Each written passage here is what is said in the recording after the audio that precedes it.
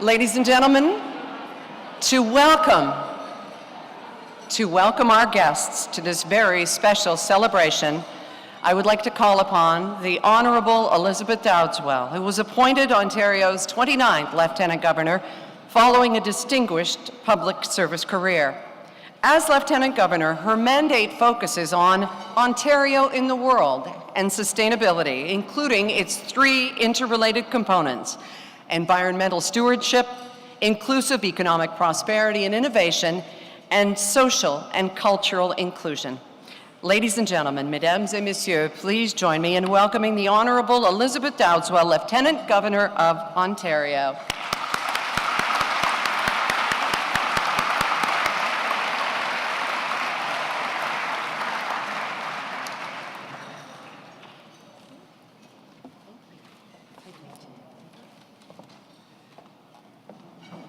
Good evening. Dr.Abuelaish, Mayor Tory, award recipients, distinguished guests all, ladies and gentlemen, mesdames et messieurs, je suis ravie d'être ici avec vous ce soir. As the 29th Lieutenant Governor of Ontario, I'm honored to bring greetings on behalf of the people of this province on the occasion of the Daughters for Life Gala Dinner 2016. May I begin by acknowledging Toronto as a sacred gathering place for many Indigenous peoples of Turtle Island. I want to recognize the long history of First Nations and Métis people in Ontario, and particularly show respect tonight to the Mississaugas of the New Credit. Attendance this evening is for me deeply personal.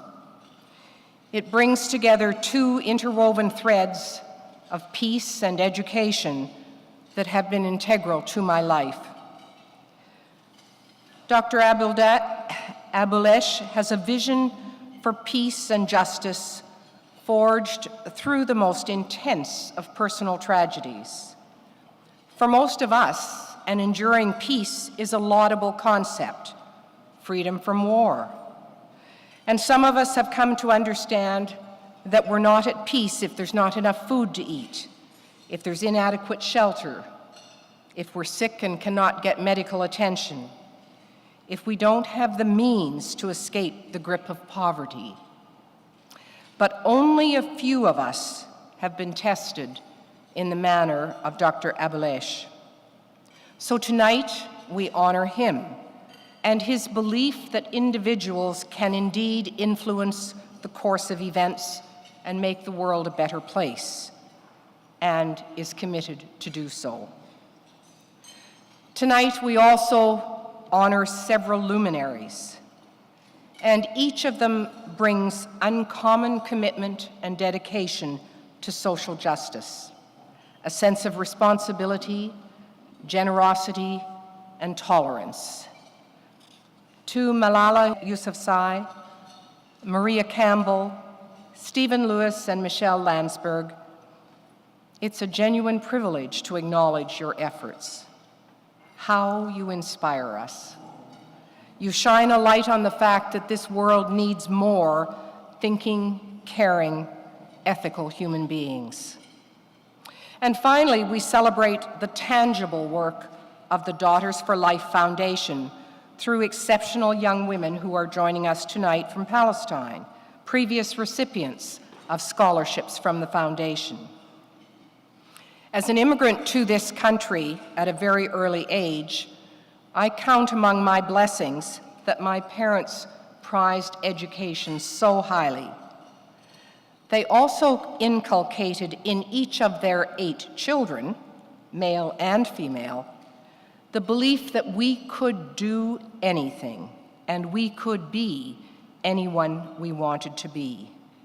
And our newfound country, Canada, afforded me every opportunity to develop my potential, to be empowered. So how privileged am I? But as I traveled and worked in the world, including in the Middle East and Palestine, I saw young women being left behind. The barriers to full and effective participation are often very evident to us, but they're also silent and systemic. And that's a condition that I find puzzling. Why would we not fully engage half of our population? Why would we limit the contribution of bright minds, different perspectives, and inspiring leadership when we're faced with some of humanity's greatest challenges? Simply put, the inclusion of women is in everyone's best interest.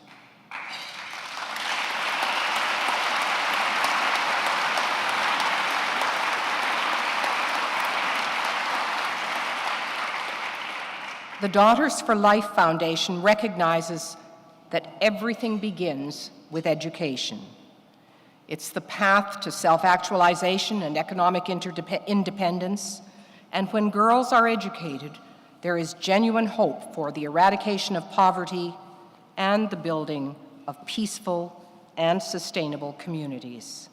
To paraphrase the unconquerable Malala, there are many problems, but I think there is a solution to all these problems.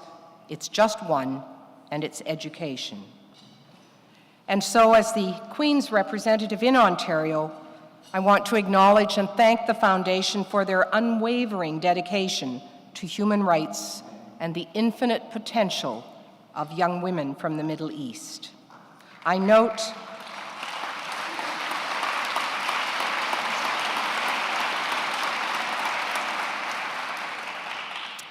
that several young women are being granted scholarships and fellowships to study and serve here in Ontario. So on behalf of all Ontarians, we look forward to welcoming you with open arms. Merci, miigwech. Thank you.